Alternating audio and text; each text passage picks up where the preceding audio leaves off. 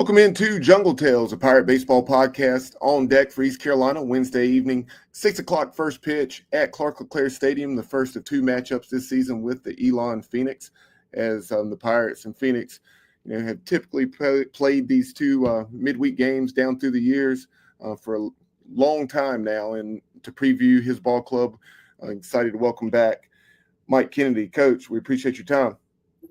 Yes, sir. Glad to be here.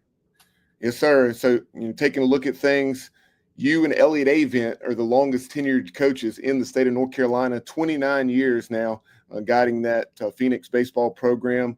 So, just your thoughts on that and your longevity there at your alma mater. Yeah, I've been blessed to be at this place for quite some time. I tell people. My whole entire adult life, I've been an Elon in some form or fashion. I took about 3 years off to go play some pro ball, but other than that, I went to school here and I've been coaching here for quite some time. So I've been very fortunate to be able to coach at my alma mater. I've been very fortunate to have really good players for quite some time, and to be able to do this for as long as I have. I feel really blessed to be able to do that. Taking a look at this team specifically, we're here pretty much the midpoint of the season, 10-17 overall, 2-4 in the CAA. And, let's start offensively. Your team's hitting just shy of 300 in the last 6 games. 4 of those, you've had 12 hits or more. You have a trio of juniors who've started 27 games, every single game. And those guys, Ryan Sprock, Alex Duffy, and Jackson Alford. Tell us about each one of those. Yeah, offensively, it's probably the strength of our team right now. Certainly, those 3 guys are at the top. Ryan Sprock, being at the top, and I believe he's like second in RBIs, but he leads our team in average, leads our team in doubles. But good player, man, really good hitter. Has a pretty good command of the strike zone. I think he has more walks than strikeouts at this point, and that's always something good to see. But also can hit for some power. He's not hitting as many home runs as we thought he would to this point, but he's hitting a lot of doubles. He's using the whole field. He's able to go, oppo gap. He's able to pull, and so he's been really, really good for us. He's been steady and providing some offense in the middle of the order that we desperately need. Alex Duffy is just has a great command of the strike zone as well. Another one of those guys that just doesn't chase a lot. I kind of say it's like professional at bats, man. He'll take some very tough pitches that a lot of people will swing at. He just has a good eye, good feel for the zone, and same kind of deal. Not as many extra base hits as we thought, but certainly battling, delivering, and coming up with big hit after big hit for us. And then Jackson is our leadoff guy, and great runner, has the ability to play the short game. Probably would like to see him do it more, but also can drive the ball and hit the stakes. Just gets on and scores runs for us. I think he has maybe leading our team in runs scored and at the top. And, that's anytime you can get that guy on base and let those other 2 guys drive him in, that's a good sign for us. Yeah, man. Alex Duffy, 352 with 28 runs batted in, leading the team. And Ryan Sprock leads your club with 12 doubles. And you mentioned Jackson Alford, in that leadoff role, hitting well over 330 with, I believe, a team high second on the team with 9 doubles, and also has stolen 7 bases, which I think ranks 3rd. Yeah, there's enough juice in that bat. He can do a little damage at the top from time to time too. So that's beneficial for us. Sometimes guys don't want to walk him. We'll go right at him, and he can hurt him a little bit with some doubles and with some power as well.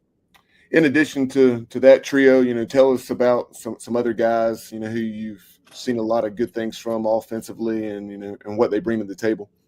Yeah, sure. Charlie Granatel's been a 4-year starter for us.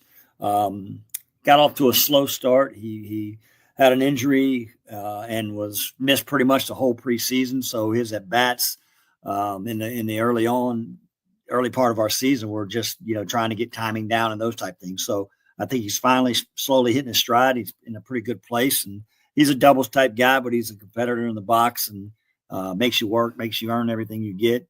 Again, another one of those guys that usually is around same amount of walks as he has strikeouts. He's not a high strikeout type guy. So, he makes you earn your stuff. So he kind of sets the table, and usually he's in the 2 hole and protects, Jackson a little bit. And when those two guys are getting on, Duff and Sprock can drive some runs in. So he's done a really good job for us.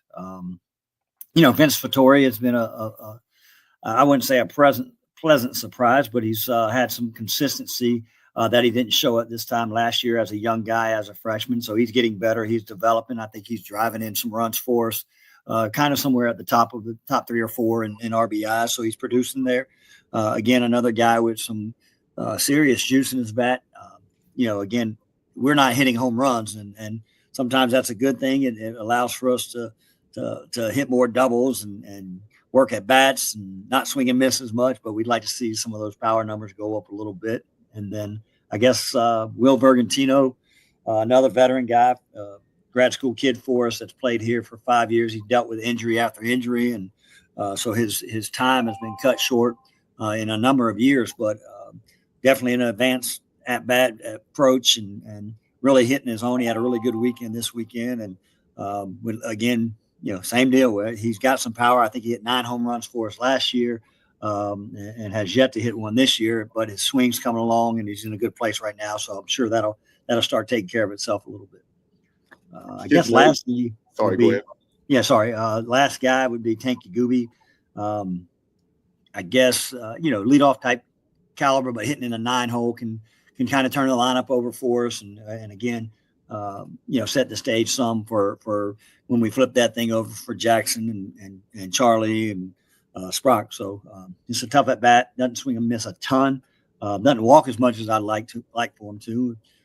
But again, another veteran guy that's played quite a bit of baseball, and so up and down our lineup we have veteran guys. Kenny Mallory would be the last guy. Hit 370 for us last year. It's kind of got out of the gate slow for us this year, and trying to reinvent his swing a little bit. We're trying to get him to go back a little bit to being Kenny, where use the whole field, and he was really, really good the other way, and he's gotten a little pool happy on at times for us, and so we're trying to clean that up a little bit. But those are all veteran guys that have played a lot of baseball, and I think that's why our offense is our strength. Shifting over and taking a look at your pitching staff, specifically as it pertains to midweek games like this.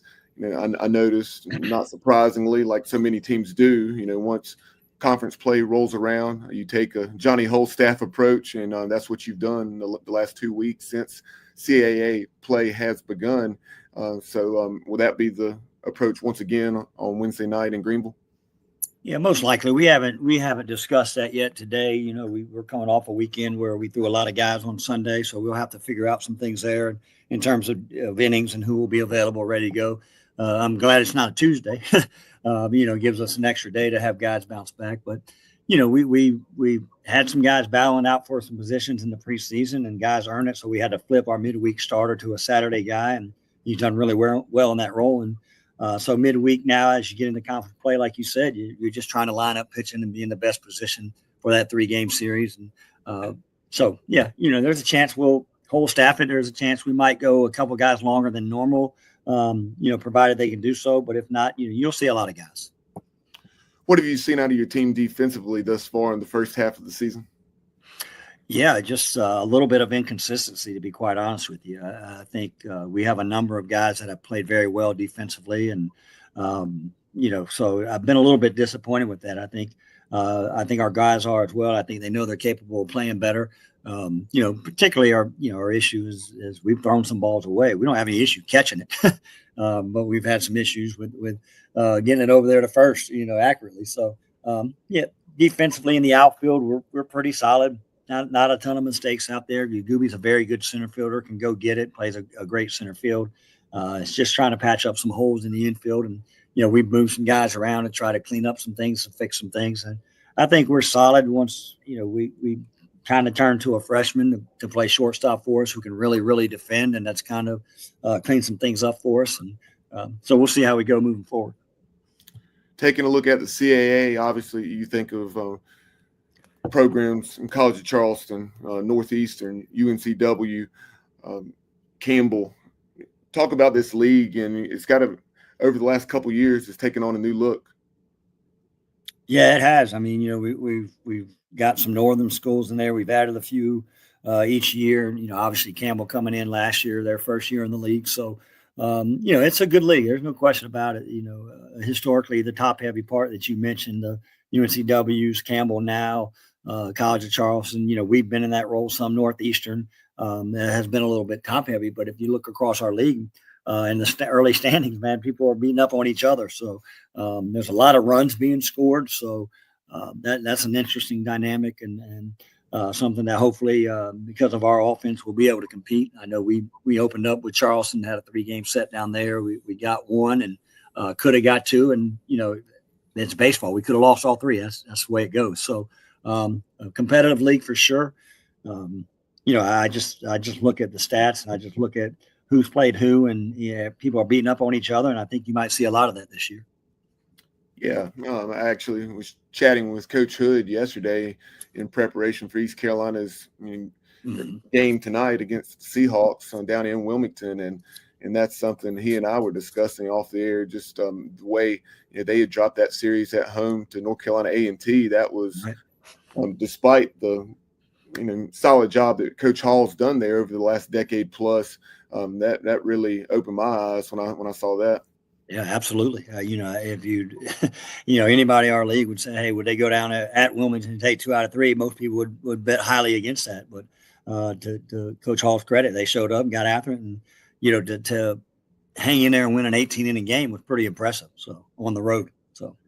And final thing for you, and kind of circling back to the way we opened the conversation with your longevity there at Elon in preparation and for this conversation, and I was looking at some of your accomplishments, your program's accomplishments down through the years.